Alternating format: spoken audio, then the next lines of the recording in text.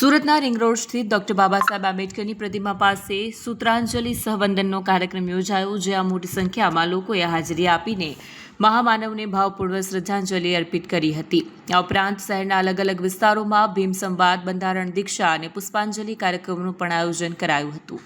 આ અવસરે એક ભવ્ય રેલીનું પણ આયોજન કરવામાં આવ્યું, જેમાં મોટી સંખ્યામાં લોકોએ ભાગ લઈને ડોક્ટર આંબેડકરના વિચારો અને બંધારણમાં આવેલા સમાનતા, સ્વાતંત્ર્ય અને બંધુત્વના સંદેશાનો પ્રચાર કર્યો। સમગ્ર દેશની જેમ સુરત શહેરમાં પણ આજે ડોક્ટર બાબા સાહેબને યાદ કરી તેમના અસીમ યોગદાનને નમન કરવામાં આવ્યું। मेरा नाम Haji Rehan Ahmed Khan, founder and chairman Sahara स्वतंत्रता वेलफेयर ट्रस्ट सूरत।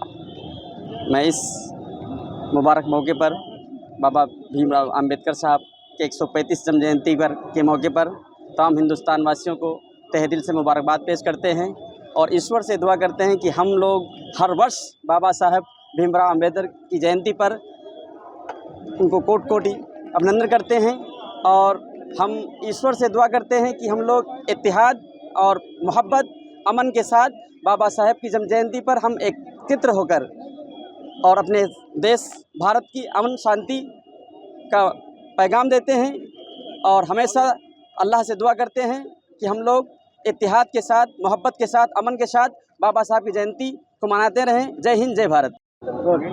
આપણું નામ? મારું નામ નાસિર ખાન સિમેન્ટવાલા છે। દર વર્ષની જેમ આ વર્ષે પણ ડૉક્ટર બાબા સાહેબ આંબેડકરની જન્મજયંતિ નિમિત્તે મુસ્લિમ સમાજ આ રેલીમાં બળચડીને હિસ્સો લે છે। બાબા સાહેબની જન્મજયંતિ કોઈ એક ધર્મ કે એક સમાજની નથી હોતી। બધા જ સમાજના આગેવાનો, મુસ્લિમ સમાજના આગેવાનો ઉત્સાહથી, આનંદથી આ રેલીમાં જોડાય છે અને હું એવું માનું છું કે ભારત દેશમાં બાબા સાહેબે જે સંવિધાન અમને આપ્યો છે તેના જ કારણે આજે મુસ્લિમ સમાજ ભારત દેશમાં સુરક્ષિત છે। મારું નામ કાશીનાથભાઈ સિરસાટ છે। હું ઉત્તરાયણ ગામનો માજી સરપંચ અને ગુજરાત સ્ટેટમાં માઇનોરિટી બોર્ડનો માજી સભ્ય છું। આજે કઈ જગ્યાએ શું રેલીનું આયોજન છે?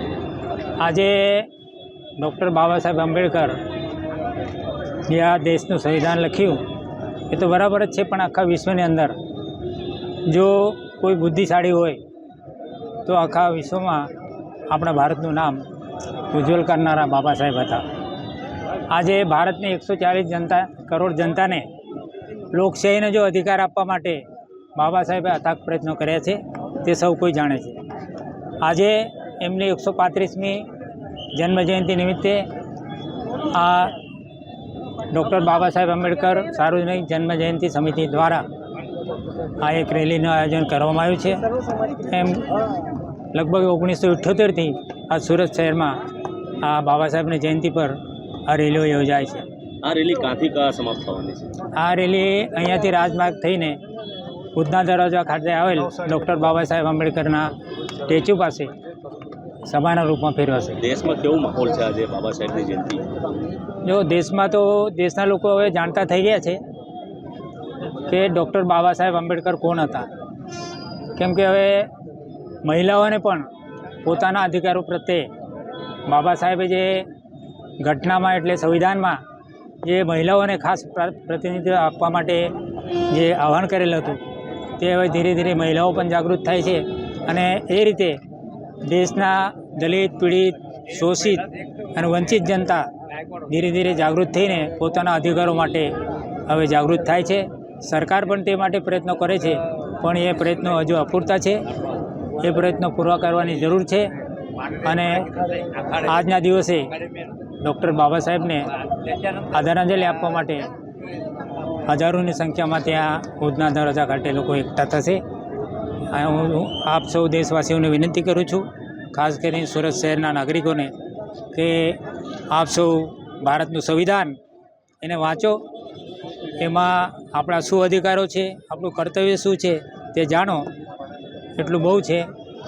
જય ભીમ, જય ભારત, જય ગુજરાત। આજે વિશ્વ વંદનીય તથાગત ભગવાન ગૌતમ બુદ્ધને વંદન કરીને અહીંયા પરમ પૂજ્ય ડૉક્ટર બાબા સાહેબ આંબેડકરજીની 135મી, સમ્રાટ અશોકજીની 223મી અને મહાત્મા જ્યોતિબા ફૂલે તેમજ છત્રપતિ શિવાજી મહારાજની સંયુક્ત જન્મજયંતિના કાર્યક્રમ આ સુરત શહેરમાં આંબેડકર જયંતિ રાખવામાં આવેલ છે. આ દિને વિશ્વ શાંતિ સદભાવ શોભાયાત્રાનું પણ વિશાળ આયોજન કરવામાં આવેલ છે. કારણ કે વિશ્વમાં એક વ્યક્તિએ મહાયુદ્ધ તરફ વિશ્વને દોરી ગયા છે અને હજારો લોકોના મૃત્યુ આ મહાવિનાશક યુદ્ધમાં થયા છે.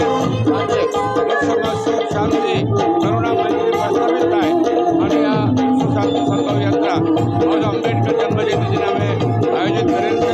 બાબા આંબેડકર ફક્ત દલિતોના જ નહીં, સમગ્ર ભારતવાસીઓના નેતા હતા. સમગ્ર દેશ માટે બાબા સાહેબે સંવિધાન બનાવ્યું છે. એ સંવિધાન આજે 77 વર્ષના આઝાદીના વર્ષમાં પણ એટલો કારગિલ, એટલો સકારાત્મક, એટલો લોકો માટે ઉપયોગી થયું છે કે જે વિશ્વના તમામ સંવિધાનોમાં આપણું સંવિધાન બેજોડ છે. આ બાબા સાહેબ આંબેડકરની મહાનતા છે. બાબા આંબેડકર કોઈ સમાજ, કોઈ વ્યક્તિ કે કોઈ પ્રાંત પ્રત્યે ભેદભાવ રાખીને સંવિધાનમાં તમામ લોકોને એક સરખો ન્યાય બાબતો આપેલ છે. આજે વિશ્વમાં અમેરિકા એટલો પ્રગત દેશ છે, છતાં ત્યાં મહિલાઓ હજુ પણ રાષ્ટ્રાધ્યક્ષ બની શકતા નથી. ત્યારે ભારતમાં પંતપ્રધાનથી લઈને મુખ્યમંત્રીથી લઈને કલેક્ટર, કમિશનર તમામ હોદ્દાઓ પર મહિલા બિરાજમાન છે. ત્યારે બાબા આંબેડકરની આ મહાનતા છે. આજે તેમના આ જન્મજયંતિને શહેરીજનો, તમામ રાજકીય પક્ષના આગેવાનો ગઈકાલે રાત્રે 8 વાગ્યાથી આજે રાત્રે 2 વાગ્યા સુધી તેમને પ્રતિમાને વંદન કરી રહ્યા છે. એમના વિચારો જન જન સુધી પહોંચે. બાબા આંબેડકરે જે શિક્ષિત બનો, સંગઠિત બનો, સંઘર્ષનો મંત્ર આપણે આપેલ છે, અન્યાય સામે લડવાનો જે મંત્ર આપ્યો છે, એ તમામ યુવાઓએ આપણા જીવનમાં ઉતારવું જોઈએ. બહુ સાચા અર્થમાં બાબા આંબેડકરની જન્મજયંતિ આપણે કરી એ સાબિત થશે. ફરી એકવાર આપનો બહુ બહુ ધન્યવાદ. બાબા આંબેડકરજીના વિચારોને નમન, સચ્ચર નમન. જય ભીમ, નવ બુદ્ધ.